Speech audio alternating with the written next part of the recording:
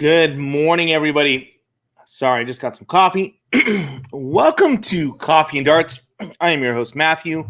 On this show, I get the opportunity to interview professional darts players, darts manufacturers, other YouTubers, and of course, occasionally we bring on some of our fans to join us and talk darts. So super excited. Tuesday morning, we've got Q-School going on. We're going to certainly be talking, Mrs. Atomic chiming in early. We're going to be talking about Q-School, some of the happenings going on in Q-School, some of the, there's a gentleman that missed getting to the board in time, and that was in day one, so some excitement there. We'll talk about RBV and what's going on with him in regards to where he's at in day two, at least the most current information that I can find. And just want to welcome everybody to the show. And got to say, if you're joining us, don't forget to hit the thumbs up, the like, the share, all that fun stuff. And slap us a ton 80 in the comments if you're ready to go. But before we start, I want to thank my sponsors. Of course, we've got Shot Darts. Shot Darts provides us artwork that we get to throw. Just a great manufacturer providing some really good products for us. And, of course, we've got Magicwear. I am wearing the USA Darts jersey this morning, but Magicwear creating off-the-shelf, semi-custom, and fully custom jerseys for all your darting needs. And arguably the best flight shaft combination out there, the Zero Stress Condor shaft. I personally am using the Axe system, which is their stiffer system. So there you go. Those are three companies that support us here at Coffee and Darts. Welcome to episode 76 of Coffee and Darts. We've actually done more episodes than that, but calling it Coffee and Darts, that's where we're at. So good morning, everybody. We're going to talk some Q-School, but I know that there are those that have already reached out to me and said, hey, Chiefs, can we talk Chiefs and Super Bowl this morning? So we will spend a quick minute on that because there are some folks that should have taken a bet with me that I offered, but bets were not taken in regards to that particular game. And I could be standing here in full makeup and a dress at this point, but Bullseyes and Brewskis did not like that elbow, like straight right there. Sorry, a little bit of coffee there. But Bullseyes and Brewskis did not take any bets. They were worried about their opportunity to wear the mini skirt again. So, Chiefs, they lost the Super Bowl. Those of you that don't know, I am a huge, huge, huge Chiefs fan. Have been one for many, many, many, many, many years. Like Steve DeBerg, okay, Christian Okoye. I mean, we go back, like late 80s, early 90s, kind of when I got into the whole football scene, like really started into it. Before that, I was kind of like a Bengals fan just because I liked the color of their helmets. Good morning, Niels. Good morning, Christopher. Morning for me. Good afternoon, Niels. Aaron, Lucas. Glad to see you guys. So I've been a Chiefs fan for a long time. Of course, they won the Super Bowl last year, and then this year they gave up the crown back to Brady. And it is the Bucks this time, but it's Brady in general. So, yes, they lost. We have filed a petition with the NFL with a grievance towards the referees, and we are expecting to replay this game here in the near future. And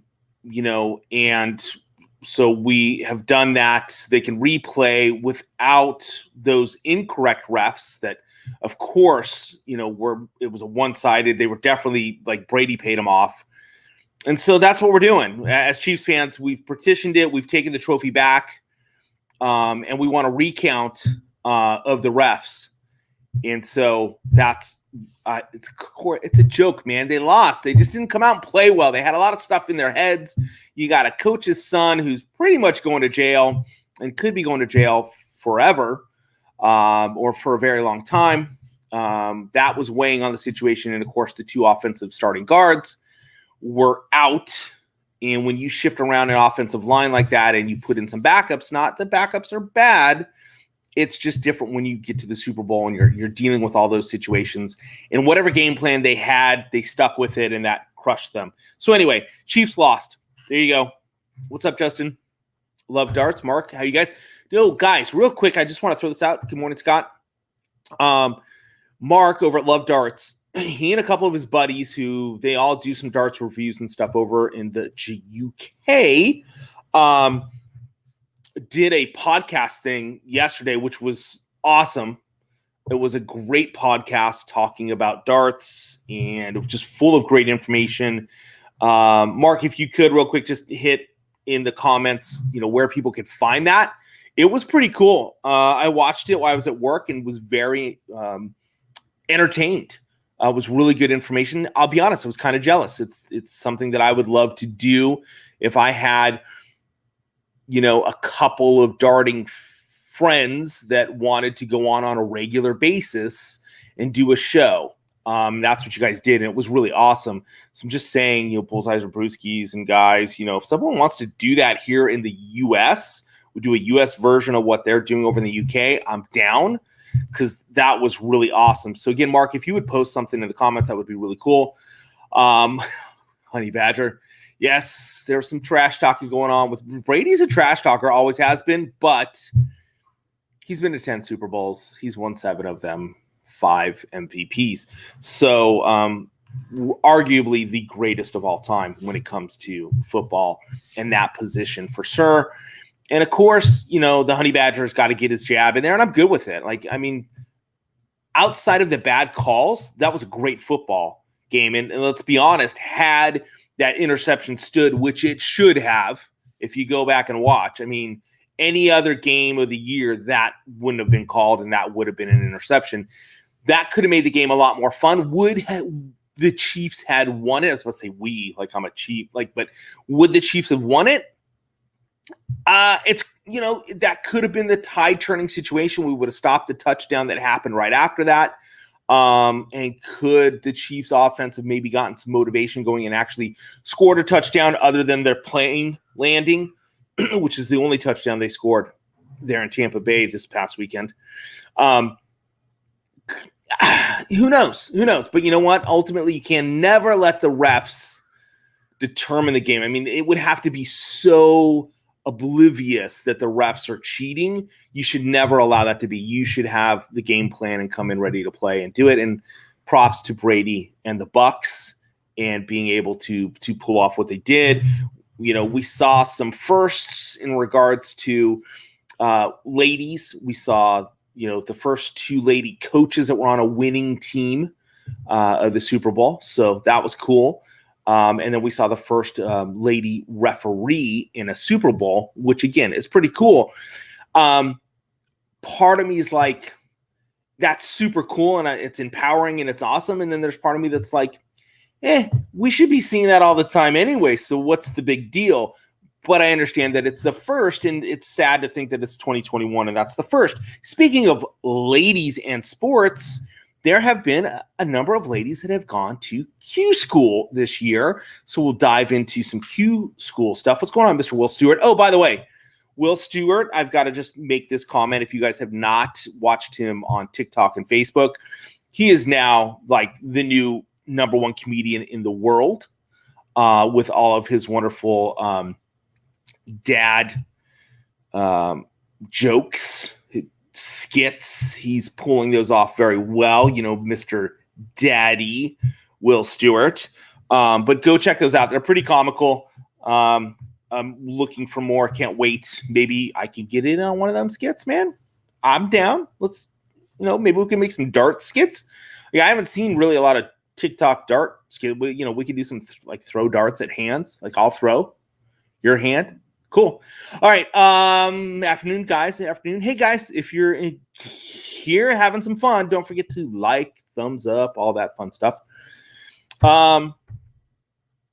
Again, guys, go check out the it's on YouTube with Love Darts and a couple of other darts channels. It was a great little deal. Maybe I can suck Will in and Roy from Bullseyes and Brewskis, and maybe the three of us can start doing kind of the same thing, talking darts from like East Coast, West Coast, Middle America. We could be like a Jeep commercial and all come together. Be kind of awesome. Will, you're close to the middle of America. Far from entertainment, trust me, but definitely having some fun with it.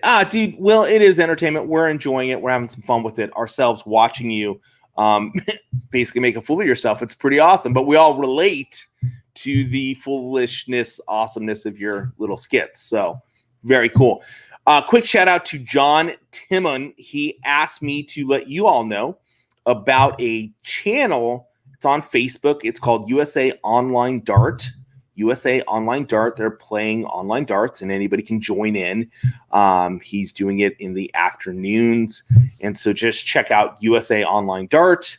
So John had sent me that, and if you guys know of anything that you guys want me to kind of just throw out there to those that might be watching, shoot me a DM, or I was going to say text me, but you don't have my number, but you can DM me, shoot me an email. Email's easy, atomicdarts@gmail.com. So, I should say that that's another sponsor for us is, of course, the Coffee and Darts Coffee over at Atomic Darts. So there you go. Another. Can I do this? Sponsor. The camera's backwards, so it's really weird. All right, let's talk Q-School. So there's been a lot of questions about this. So I wanted to read this off, just the basic specifics of what's going on with Q-School today, right now. So let me read this to you guys. Some changes, and just so there's an understanding, because I've seen a lot of this going around on social media, like questions about it. We're going to talk quickly about Kyle Anderson and him giving up his card. There's a gentleman that missed getting to the board on time yesterday, and he was in the last 64 when that happened, or last 32, one of the two. I'll touch base on that. But real quick, here's what we're seeing with Q-School this year. And there's been a question about like how many cards are available. Okay. So some changes. Here's exactly what is written. It says, in a change for 2021, the players who lost their tour cards at the end of last season will be exempt to the final stage of qualifying school, alongside players who finished in the top 16 of the 2020 Challenge Tour and Development Tour Orders of Merit. Okay, so we've already got some people that are kind of pushed to the front of the line. A 3-day stage, one of qualifying school, will be limited to sufficient players to produce a full round of a maximum of 128 players per venue, so multiple venues, 128 players. And interestingly enough, a lot of these players' averages are like my average. It's like me going to try and get a tour card. So it's making for a lot of fun, to be honest. And it's where dreams can be made, because you could have the best day of your life and make it into that top 4, which pushes you on to the next level. It's possible. Anything's possible. Let's just, who would have thought a rugby player would be world champion right now and ranked number 1? All right, so the first stage, we went over that. The first stage will be split across 2 blocks of 3 days, which we're in the middle of, with stage 1A being held from February 8th through the 10th. Today's the 9th. And stage 1B from February 11th through the 13th. The final stage will then take place from February 14th through the 17th, where 120 players will battle it out for the 29 available tour cards. So there are 29 cards available. Yes, Kyle Anderson gave up his card, but that did not throw it to 30 cards. Essentially, he gave up his card, and the next person that was in line that was just outside basically got sucked back in, and they just kind of changed that order of merit, and just the last guy out is now in, and so he's not playing for a tour card because he just got one. That's kind of how that worked. So the last 4 players from each of the 3 days in stage 1, so you're trying to get to the top 4, will advance to the final stage with ranking points given to other players based on the number of match wins from the first full round onward. So basically, even if you're not in the top 4, you're trying to get points so that you're sucked into the next rounds so that you can continue forward. That will form an order of merit from which further players will move into the final stage. Notable Stage 1 entrants to UK PDC qualifying school include 2020 PDO World Champion Wayne Warren, former world finalist Kevin Painter, and history maker Fallon Sherrock. So these are some of the big names that are in there. It's just in this article. You've got Daryl Fenton in there, Wes Newton, Dita Hedman, Dean Westanley, and others in action. Of course, there is some guy that was once a world champion that's trying to get his tour card back. The one thing, and guys, correct me because I haven't seen this, and there was talk about this leading up to this, was Cadby coming back. And I have not seen his name anywhere in all of this. So this is one of the qualifying school situations because we also have other qualifying schools that are going to take place over this time frame. There are a number of USA and North Canadian players that will be playing in qualifying schools, the likes of Matt Campbell, of course, Danny Baggish, Danny Lauby, the Soldiers doing it. There's a couple other guys that will be playing that should be known if you're into USA Darts or if you've watched Championships Darts circuit, any of that stuff over the last couple of years. So you got some big name USA and North Canadians that are going for cards as well. In regards to the UK that started yesterday, I was trying to find, I thought I had it right here. Going here to some PDC Q-School news. Sorry, I'm pulling this stuff up as we are chatting. I will say that our RVB, Raymond Van Barnavel, today has made it into the last 16, which he did yesterday, and he was beat in the last 16 yesterday, but he is in the last 16 as of right now. I believe Fallon did pretty well yesterday, and she just was ousted in the top 32 today. But again, she's getting points, which is important. I did want to talk about Cameron Menz. Yesterday, he's a Scottish player. He basically had gotten to the last 32 and got scratched. He failed to show at his board on time. I don't know. Potty break went a little too long. Not sure what the situation is, but he forfeited because of the pooper. And unfortunately, it sucks to have that happen. Let's just say the pooper got the best of him. I don't know why I'm holding my elbow up, but he literally had to go when he had to go, and he missed his starting time at the board at the Aki, and oops. And that's hurtful. I mean, that sucks to have that happen. But that happened. So just so you guys know, when it's tournament time, make sure that all things have been taken care of prior to, check your watches, check your times, make sure you know what's going on in regards to that. Give you guys the top 4 from yesterday. Just look this up here real quick. So you get to the last 8, and then whoever wins the last 8, that gives you your 4 that are moving on to the next. So we had Eddie Lovell move on. Chaz Barstow moved on.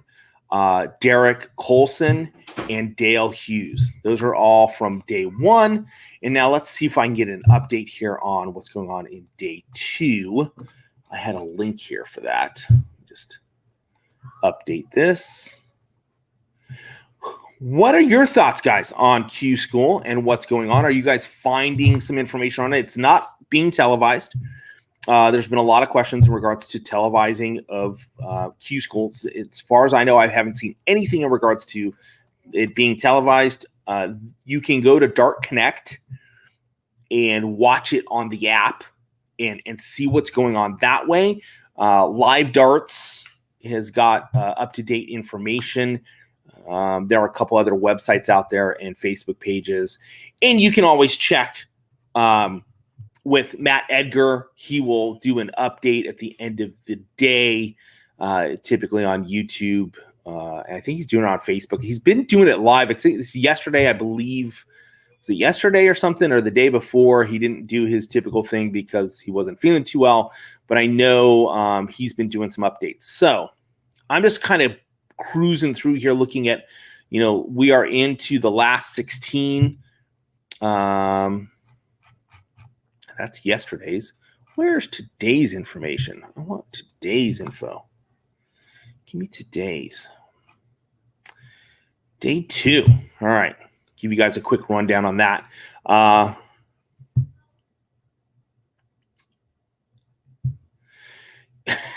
right. I love that. So we are into day 2, and I'm just bringing this up here.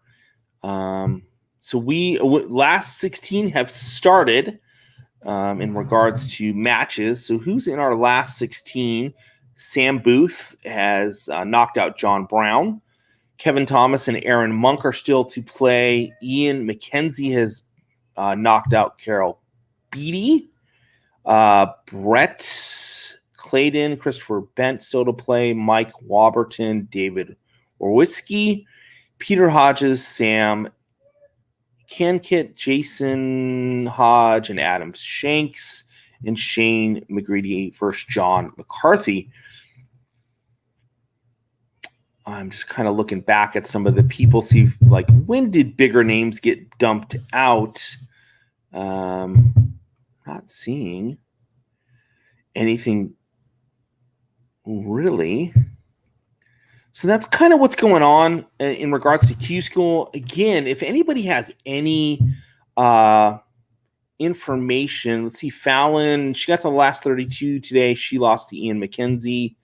But if anybody's got any information in regards to Cadby, I'd love to hear it. If he's playing in one of the other events for a tour card, that would be interesting to find out. I know there's a couple other events happening that allows you to do that. She got the top. She got the 32 again. I mean, that's good. I was looking to see some of the other ladies where they got bumped out, but it looks like they got bumped out, early on today. Was looking for Dita and just not seeing it. There's so many names here. There's just so many names. I mean, they're starting off with 256 people. That's a lot going on. A lot of names to try and look through. So, what are your thoughts on Q-School? What are your thoughts on RBV in regards to him coming back and trying to get his tour card? Was this a good idea? Was this a bad idea? Was it for the right reasons? What are your thoughts in regards to RBV coming back? I have my thoughts. One, I'm not against it in any way, shape, or form. I think there's a good thing to it. It's not necessarily a bad situation in regards to him wanting to do that. We see a lot of players that come back. Gronk, we'll go back to Super Bowl. Gronkowski, he was been retired for an entire year. Last Super Bowl, he was not playing. I mean, he was retired and he got sucked back into the game. Luckily, he had not lost too much weight or gained too much weight and was able to come back and, of course, get 2 more touchdowns in a Super Bowl this past Sunday, 2 days ago, and win another ring with Brady. So, coming out of retirement isn't always the worst thing. So I'm not totally against that. Reasons for it, that's a question. His last year was a questionable year. In regards to his playability, I think there was a lot of personal issues going on, and he announced this retirement. I think that was all part of it, and it just didn't go the way he wanted it to. And so he wants to come back and get a little bit of glory and retire, in a stronger way. Which I don't hold against him. I mean, as a human being, I totally understand that. Will he make it back though with the talent that we're seeing that's available? And if he gets his tour card, will he be competitive enough to make it to TV majors? That's a question. We see the likes of like Glenn Durant, who got his PDC tour card and quickly won. Hey, you guys got a glimpse at Mrs. Atomic there. What? I know, like Michael Holdman's been asking for a glimpse. There you go. We need a break to regroup. I'm totally lost on the comments. RVB out.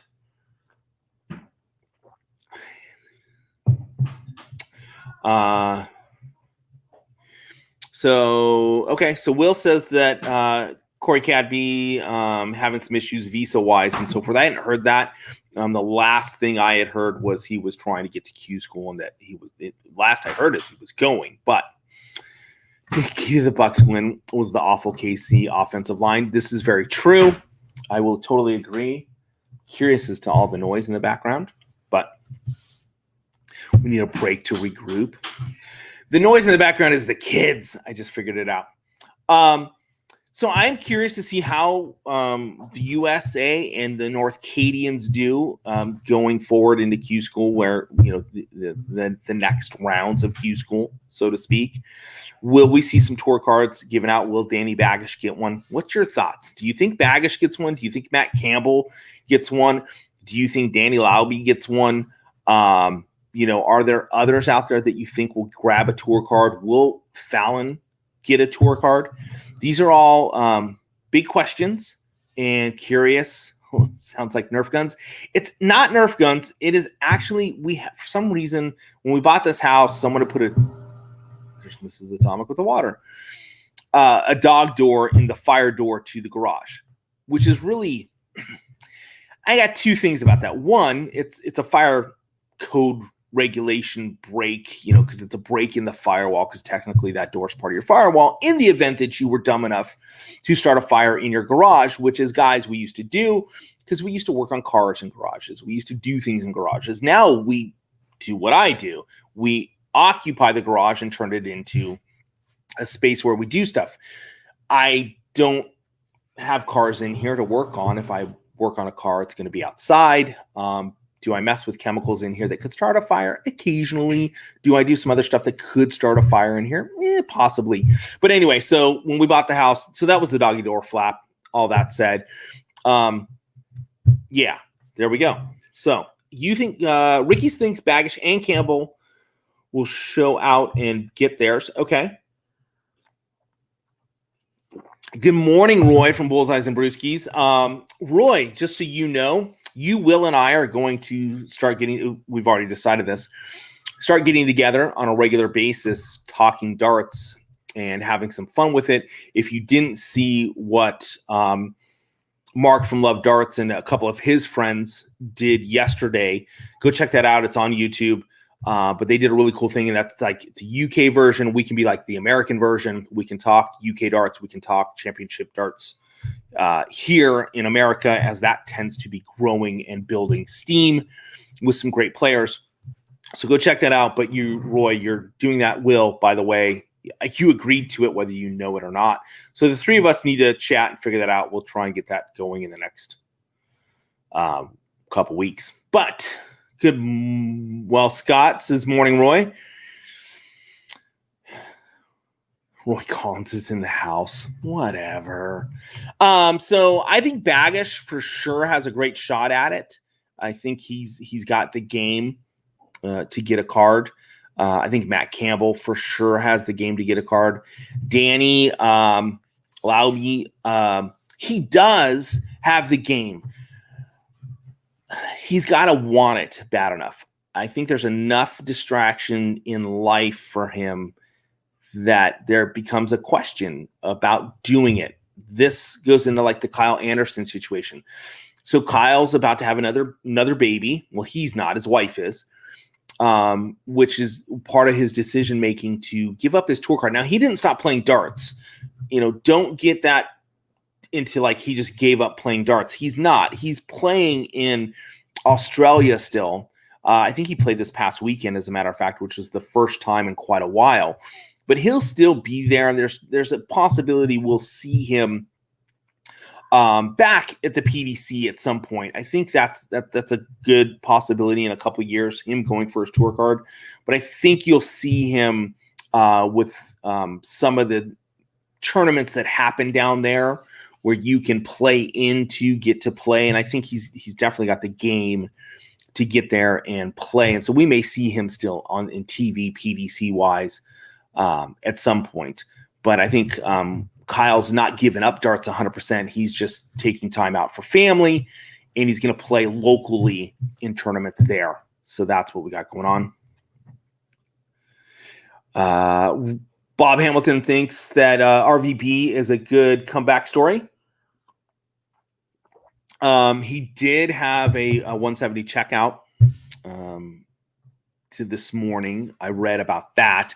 Being here in America and trying to get the news on this stuff is a little bit tedious. Will says he's in, so a little podcast action is always needed for darts. So we got Will in. We just got to get Roy to sound off that he's going to do the podcast with us, and we will talk darts, U.S. style. We'll talk PDC darts, and then we can talk darts that's going on in the U.S. as well. Top of the leaderboard, yes. I read that as well, that he was top of the leaderboard. Let me see if I can pull up something that is current in regards to try to pull up a little information here. I'm pulling this from Love Darts. Pulling this from Love Darts. It's from Live Darts. See what information they've got in regards to scores and so forth. Trying to give you guys as much live, up-to-date information as I possibly can. Some tweets.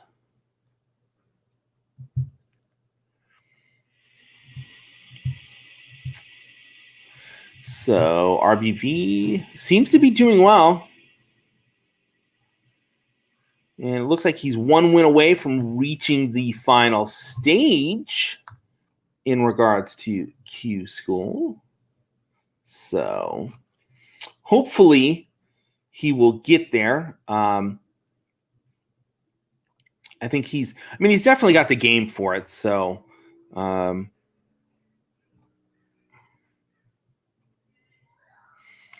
I say that, and I've said in the past that, he's going to be up against some serious competition. Not that he can't come back and get in on this thing.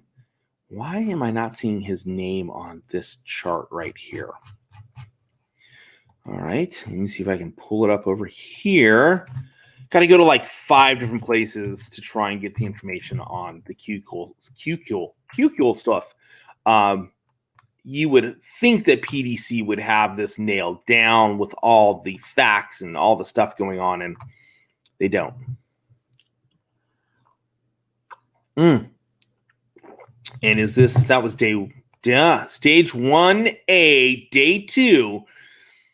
Looks like RVB lost in the last 8.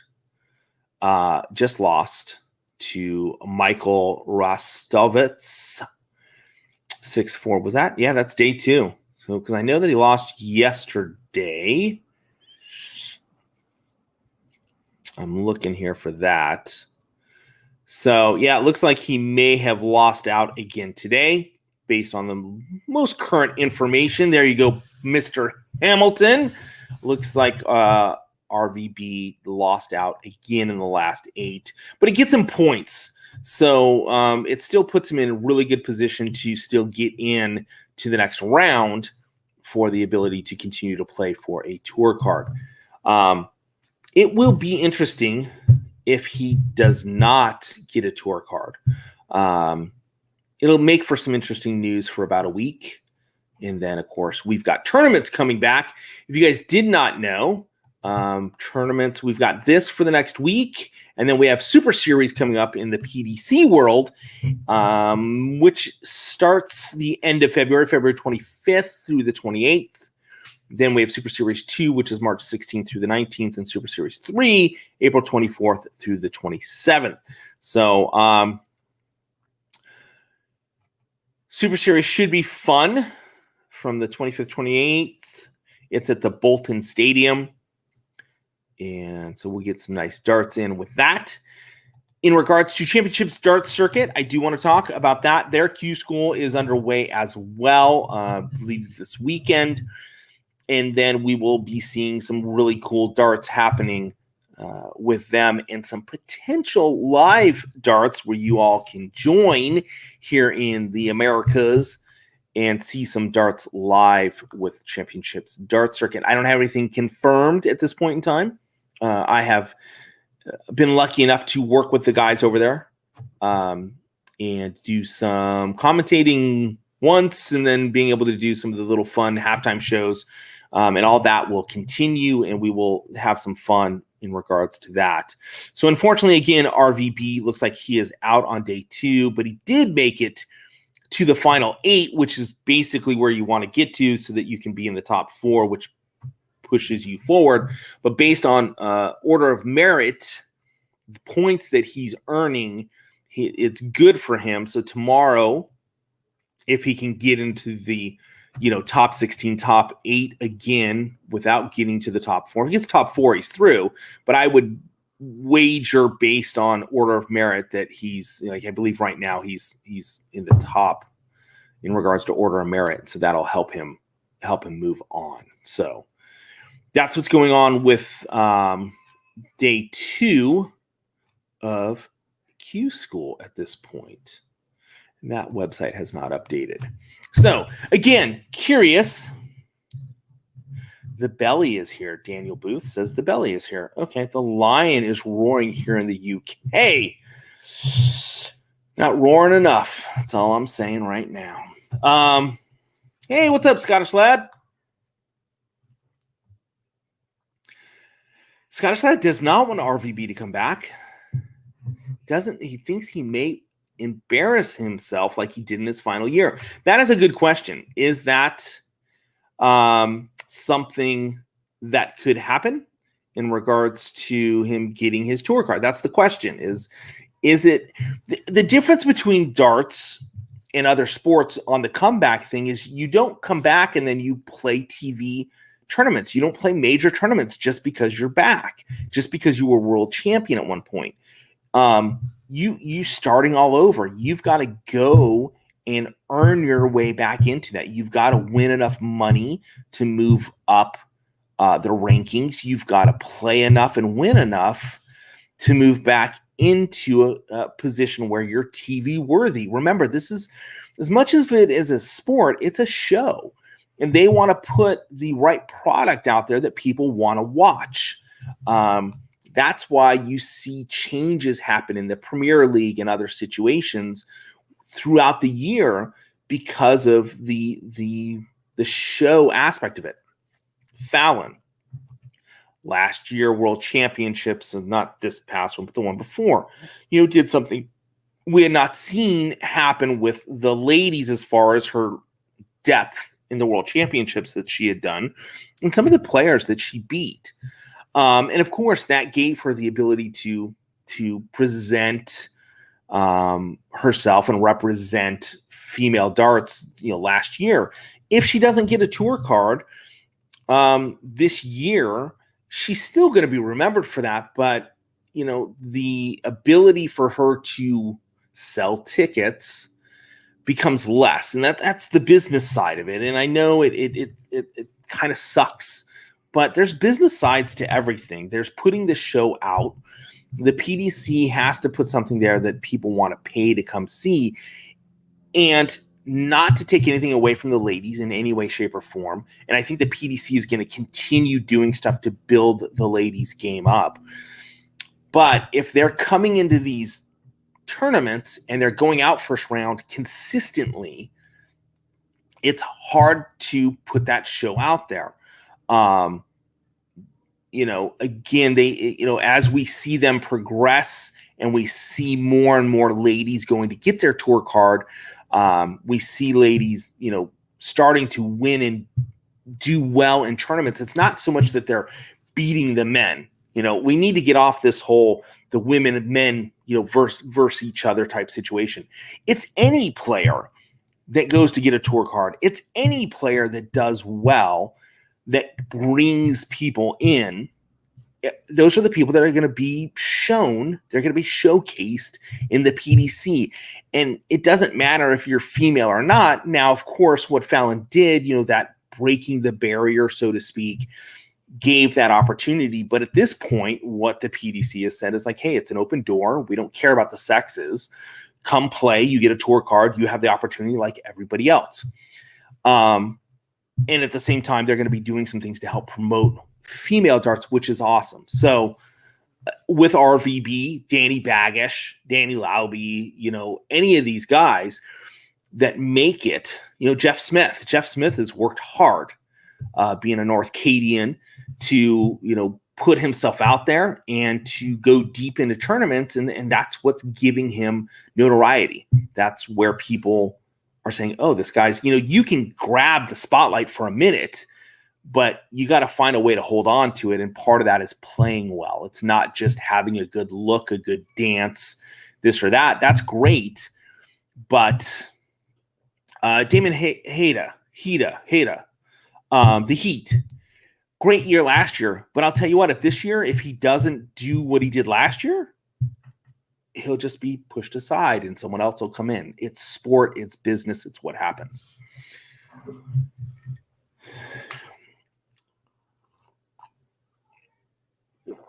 And so like Daniel says here, in regards to RVB, he's a face, he's well known, but he's not even in the top 5 in Dutch players.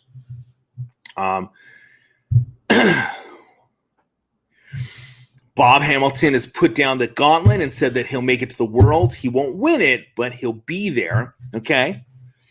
I like it. I love the, that fire that Bob has for RVB. And again, I think he's got an incredible smooth stroke. He's fun to watch.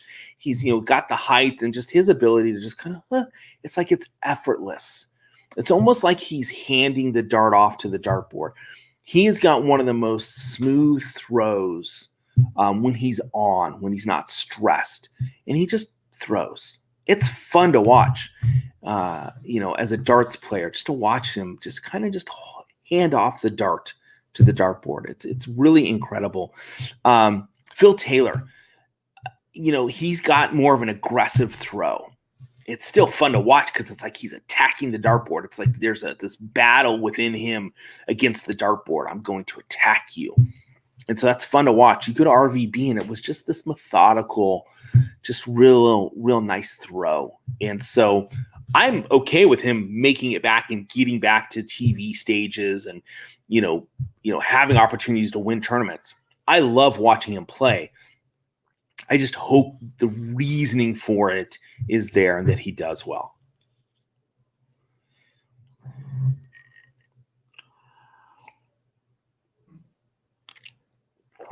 Ooh, so we got some trash talk going on here. I love it. Yes, Daniel. It is truly the most natural throw. It's beautiful to watch. We'll just see. We'll see if he makes it through. I'm looking forward to. I would like to see Fallon make it through. I'm excited to see her tenacity make it to the stages. I would love to see that happen. Would love to just see her, grab the bull by the horns type of thing and be there in regards to playing, just because I like her style, the tenacity, the fun of her play.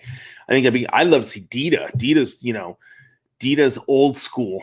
I mean, she's the quintessential. I can talk today. Quintessential. She's old school, and I love her play ability. She doesn't play the game. She doesn't worry about the mind stuff. She's like, man, I've been playing this longer than all you've been alive. I'm here to play darts, and it's fun to watch her. And I love the flights that she uses, the color, the vibrance, and I love what she brings to the sport. And then there's some other players that are just so much fun to watch play the sport. I'm looking forward to seeing what happens. Matt Campbell, I love his just the way he goes about playing darts, and then his off the hockey, fun that he's willing to have.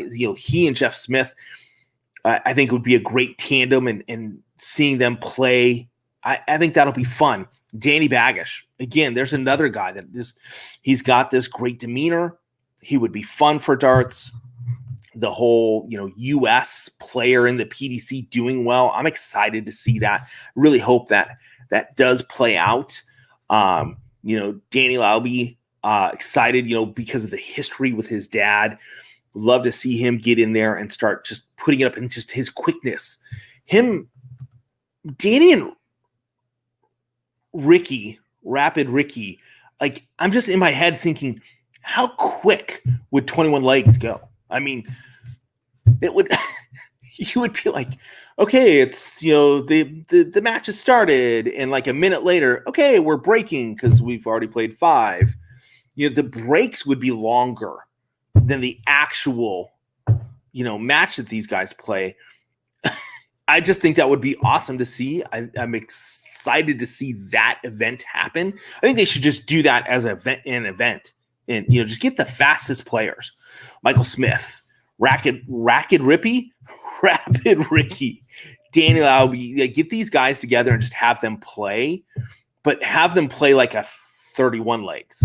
Like make it longer so that we can watch it. I think that would be a totally awesome to see. So I'm hoping to see that. When will they be playing? That would be awesome. So the Americans are playing in the next batch. So I think they play in the next 3, which is, let's see, today's Tuesday, so Wednesday. So I think they're playing Thursday, Friday,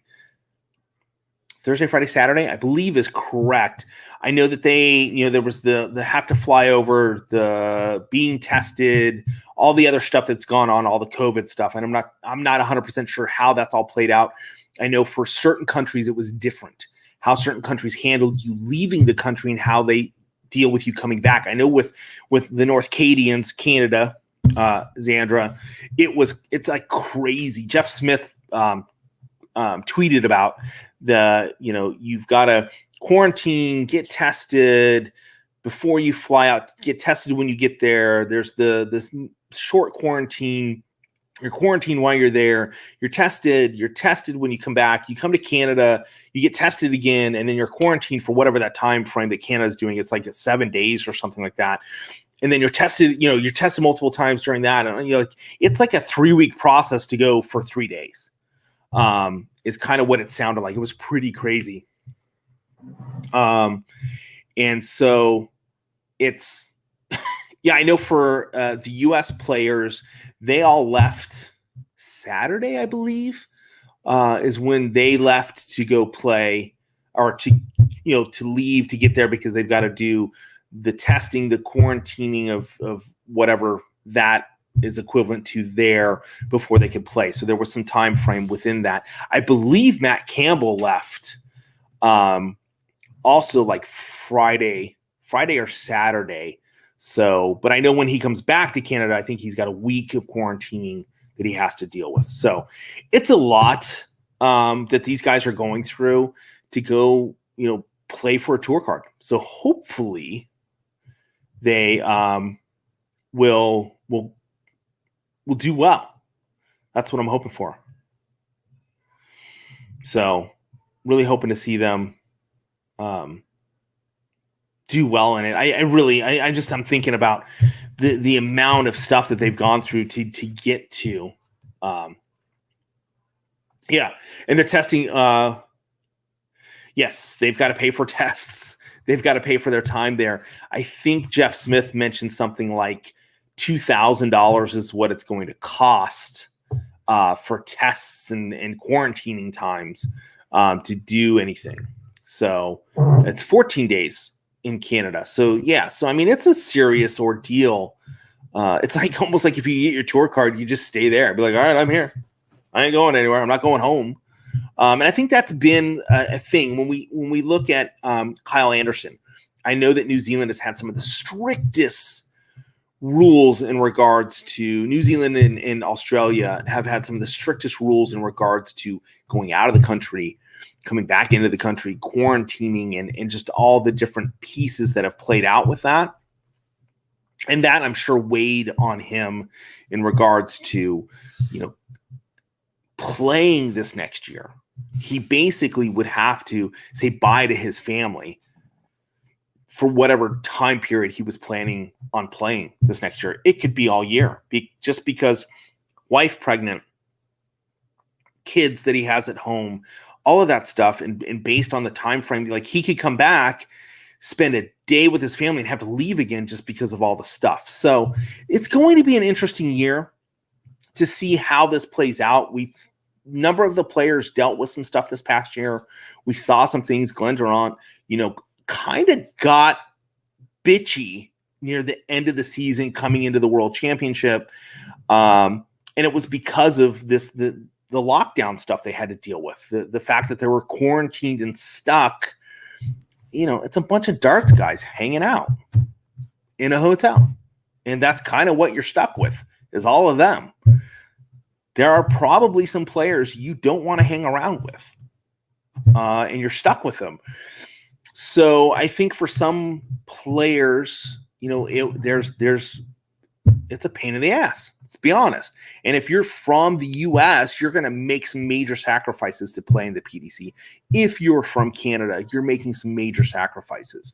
If you're from any of these countries where you're literally flying reasonable distances to come play, you're going to make some serious sacrifices because you're not going to really be able to go home unless something happens here where this thing disappears as quickly as it came. Will that happen? Who knows? That's the unforeseen future. If please let me know, because I want to throw some wager money on that. Like, if you knew the Chiefs were going to lose, you should have told me straight up front. I would have bandwagon Brady. No, I wouldn't have done that, but still, it would have been nice to know. So, sorry, it's not more, Matt, buddy. Oh, cool. Hey, Scottish lad. Thank you so much. So I never bring this up that you guys can do this, but Scottish lad, knowing that you can do this, he threw me a couple bucks, which was very nice of you, Scottish lad. You guys can do that on YouTube. I guess you can't do it on Facebook, but if you watch and you're watching on YouTube, there's like a little thing where you can donate a couple bucks to me for what I'm doing, which is really cool. Ricky Tugboat. Nice. There are, I don't know if the truth went to Q-School. That would be interesting to find out. He's a Canadian, and Bearded Dark Guy would know if he went. I haven't seen Bearded Dark Guy in a while, so not sure. I've seen him on Facebook, but haven't seen him here on the show in a while, so not sure what he's up to. Yes. The Roy from Bullseye Zabruski says U.S. darts players would need major financial backing to truly compete. This is true. They're going to need that, or they're going to need to win while they're there. They're going to need to perform exceptionally well. Two things that'll do. One, they're going to have winnings, which helps pay for stuff. But two, it's going to get them financial backing. Danny Baggish, of course, has secured some Target money. Actually, the review on this, I think, will be up tomorrow. I've got to finish a couple things with it, but awesome darts, by the way. So he's got some at least financial backing that way. I know that Danny Lauby's got some stuff from Target as well, but not a barrel to the best of my knowledge. No travel restrictions stopped him. I don't. Yes, I could have told you the Chiefs were going down, bro. Where was the bet, Roy? Huh? Where's the bet? I think I threw out that I would take a bet on that, and nobody took that. Danny Baggish has some huge backing. I'm not sure where that backing is coming from. I know that Danny Lauby's got some, but probably not enough, and could use some more. But admittedly, here in the U.S. and even in the players for the North Cadians, I just had to get that back in there. I just want to say Canada. I had to say North Cadians. I think for them, it's a matter of some of these major sponsorship abilities to jump in. Like Elon Musk apparently has money to burn because he spent 1 billion on crypto yesterday, which went up to like $47,000. Think of the pizza guy that took what was it? I don't remember how many thousands of Bitcoin for a pizza once. The first transaction, it was tens of thousands. If that guy just held on to it till right now, that would be awesome. But if you could get a major player here in the U.S. to back, I say Nike all the time because Nike is such a big thing. But if you could get someone like maybe even a sunglass company, get like an Oakley or someone that would jump up and do something, it would help propel the sport here in the U.S. and of course help. As far as darts manufacturers in the U.S., I just don't think that they've got the money to really throw at it at this point in time.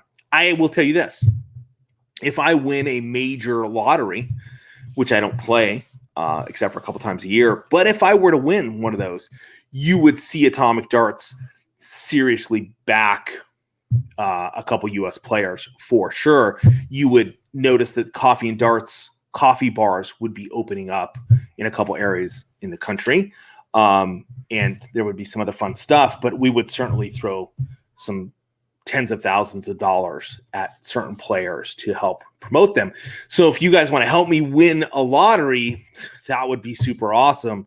What I may do is I may run a special in March so that like for every product that is purchased at atomicdarts.com, whether it's coffee or darts or other stuff, I will donate $1 to the lottery fund and buy a lottery ticket.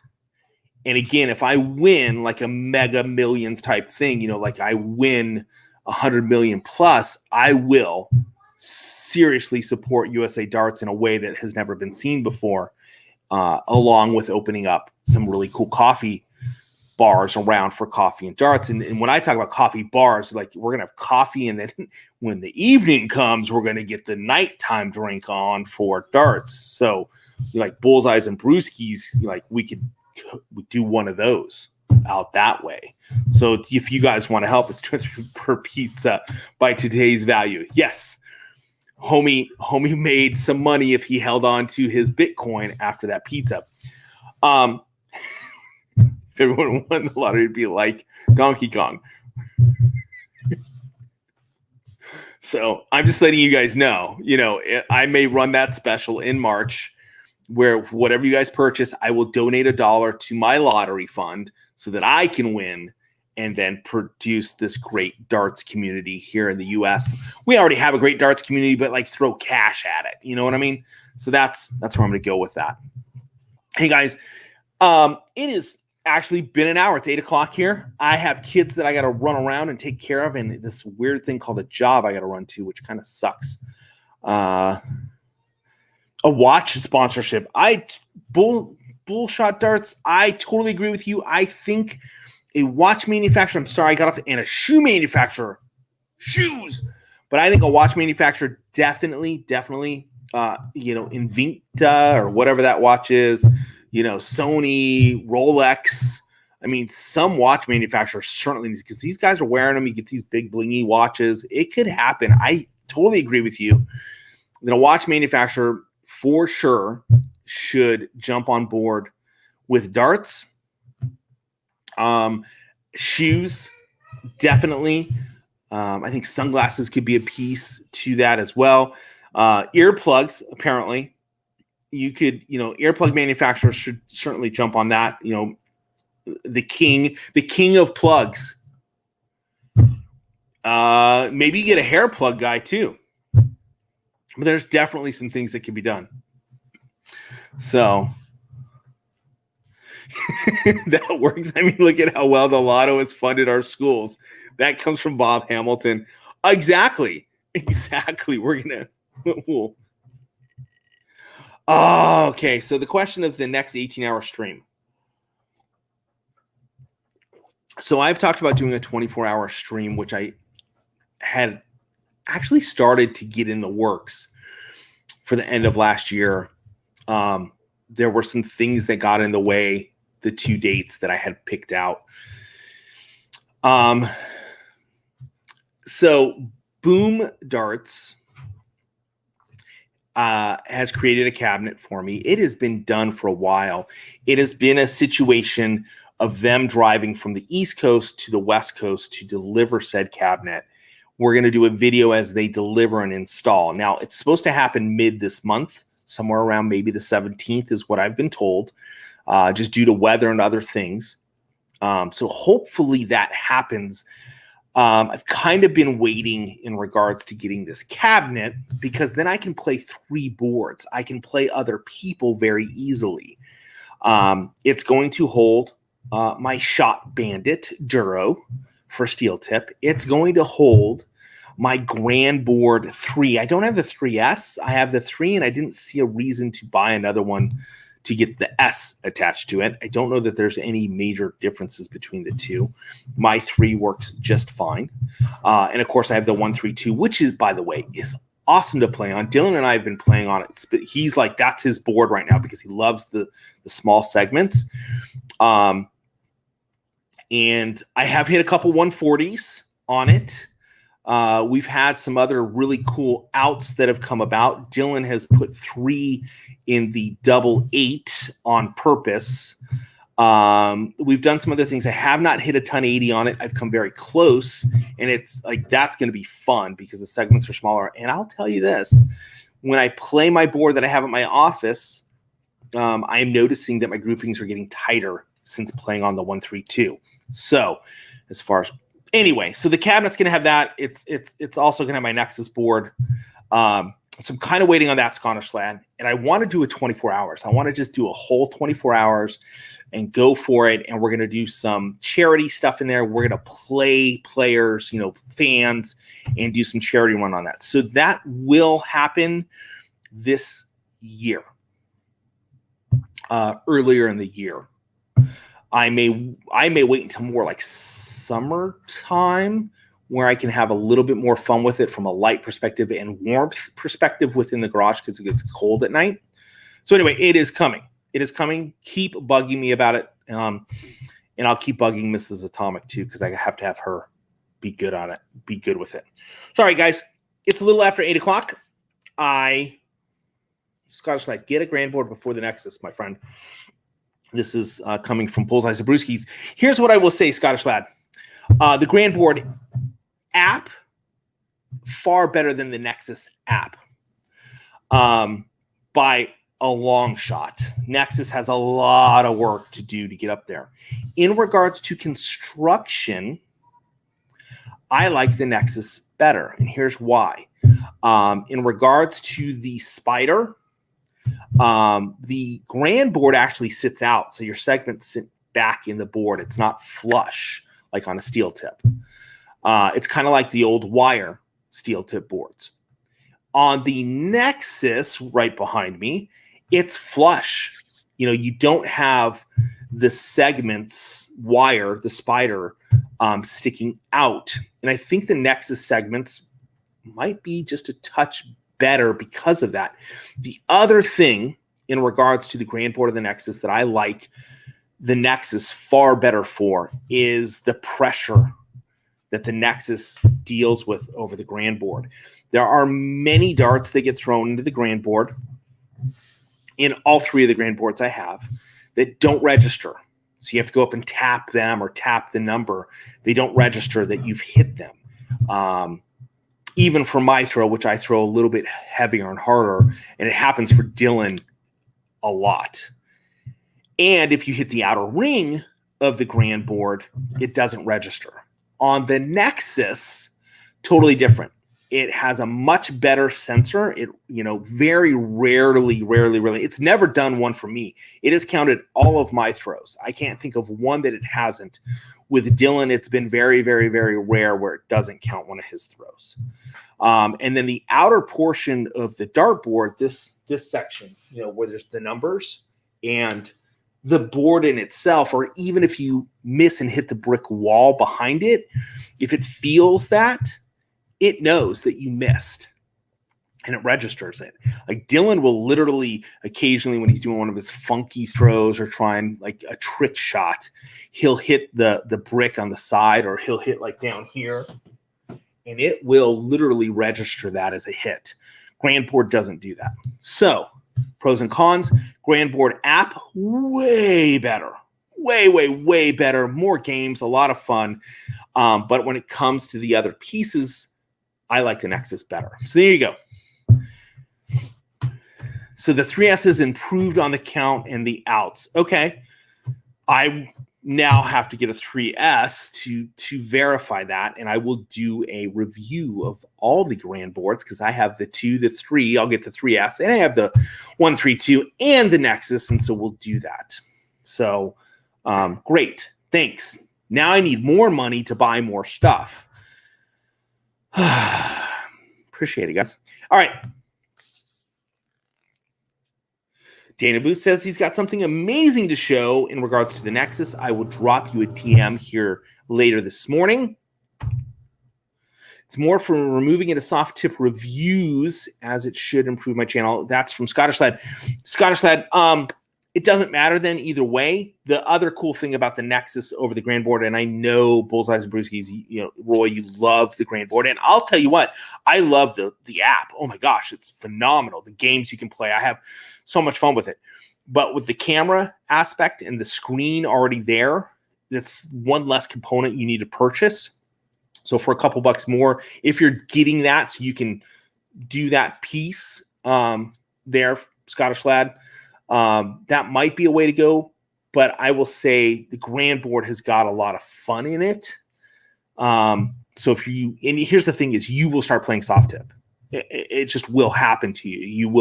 You will find that you love playing it, and you will be sucked in. It's happening.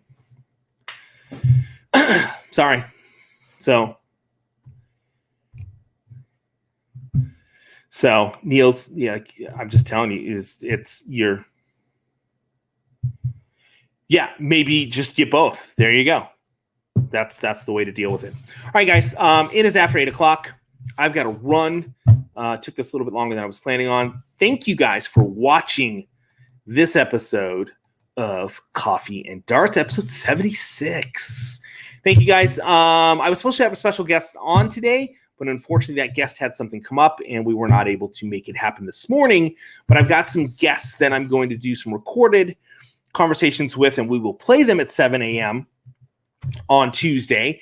And I will be in the comments, and we'll hang out and do that while that's playing. I think that's how I'm going to work some of this. Other than that, we will have random times as usual. But everybody, thank you so much for hanging in with me today and watching. Hopefully those that you want to do well at Q-School are doing well. And of course, Thursday, Friday, and Saturday are going to be big days for U.S. and North Canadian players.